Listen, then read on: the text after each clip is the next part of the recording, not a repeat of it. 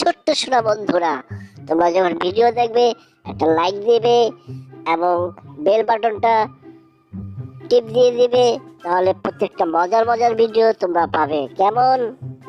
আর নিয়মিত লেখাপড়া করবে।